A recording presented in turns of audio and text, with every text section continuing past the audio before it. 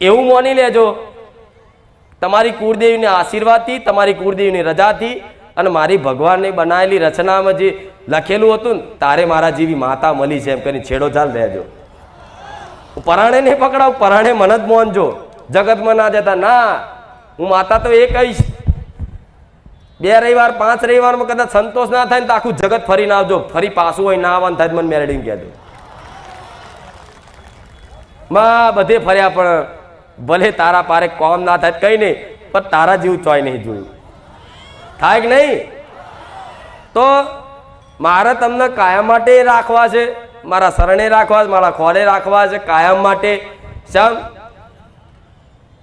મારા દીકરાની મારી વસ્તીની જેમ હું મેરડી માતાએ હું તમને હું મારા મોની લીધા છે, મેં મારા કરી દીધા છે, મારા ભાવિક ભક્તો. તો તમારે કહે છે કે મારી મેરડી, તો હું તમારી છું. જો લઈ જાઓ, જો બોલાવો તો કહેજો એ ગોડા આવીશ, હું હાજર થઈશું માતા.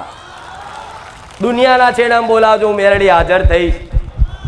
પણ મેં શું કીધું કે તમારું દુઃખનો સમયગાળો હોય, એ સમયગાળો જો મારા સાનિધ્ય બન્યો હશે તો મટી જ જશે. કદાચ તમારા કોઈ એવા જબરા કર્મો, તમારા કોઈ એવા ગુના ના કારણે કદાચ તમારું દુઃખ મટતા ધીરે ધીરે વાર લાગે તોય નિરાશ ના થતા.